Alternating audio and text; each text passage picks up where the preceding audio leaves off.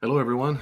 One of the most dangerous things that can happen in distorted thinking. Distorted thinking is when we have irrational thoughts or beliefs about something. One of the most common dangerous distorted thoughts is emotional reasoning. It's when we feel something and we attempt to draw, you might say, logical conclusions from it. We feel something and try to draw conclusions from it. The conclusion turns out being a belief or a thought. So, for example, if I feel very, very sad, it must be something wrong with me. Or because I feel very lonely, it means nobody likes me. If I'm having a really hard time, I'm having a hard time in life, it must mean I have no purpose. It must mean it's better to hurt myself and so forth. So sometimes these irrational thoughts that come up from beliefs can be very dangerous and very detrimental. They can only cut you off from healthy relationships. They can help feel as if, and maybe to some degree pragmatically, cut you off from God. I strongly encourage you, if you're feeling sad, if you're feeling traumatized, you're feeling very angry, feeling very upset, please test those thoughts with someone you trust. Is there any basically normal, healthy person in your life to whom you can go and say, I've been feeling XYZ and I've been thinking ABC. Does that make sense? Wise people check out their thoughts to make sure they're not doing emotional reasoning. It's very, very healthy to do that. I want to encourage you, if you find yourself struggling with that right now because you're in the middle of some grief or trauma,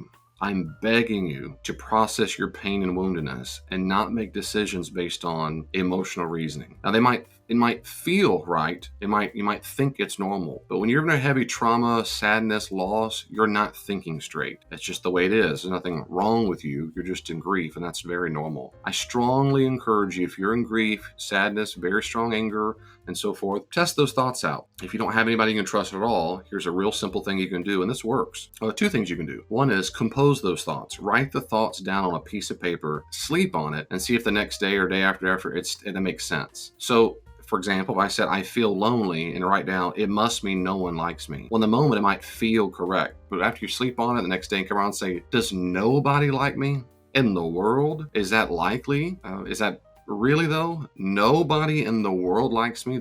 Nobody? So if I go to the gas station, they dislike me. If I go to McDonald's, they dislike me already. I mean, is that true? That's a false belief. So sometimes just writing it down and seeing outside of yourself can bring some clarity to it. The other thing you can do is to test those thoughts by, if you can find anybody in your life that you love, especially if you're a parent, would you teach someone what you think? Would you teach them that? Would you teach that child, the grandchild, to believe what you composed or believe what you thought in your head? Would you say, yep, this is how you should live life? Honey, every single time you feel lonely, you should understand that means nobody likes you. So you need to think this. Every single time you feel lonely, you should go, oh yeah, don't forget, it means nobody likes me. Would you teach that to someone? Now, if the answer should be right away, well, no, not a million years. The answer is that I would trust that. Trust your gut that says, no, that sounds like emotional abuse. I agree. So stop doing it to yourself. If you think, yeah, I would tell someone that, okay, then the third option is, if you're really, really unsure, of course, talk to a third party. Go talk to a good trained Christian therapist. Talk to someone else and say, hey, does this make sense? A friend, somebody. If you don't have a friend, find a therapist. If you don't have a therapist, go to a church. Talk to a pastor, somebody, and say, here are my thoughts. I want to make sure these are rational, these are healthy. But don't trust them just because they're in your mind. Again, trauma and grief can make you think all kinds of things that are false. So you need to test them, and that's okay and healthy. That's what healthy, mature people do. They know the limitations, and they say, man, I'm really upset right now. I might not be thinking clearly. The other reason why this is very dangerous thinking, not only because it could harm you and harm other people,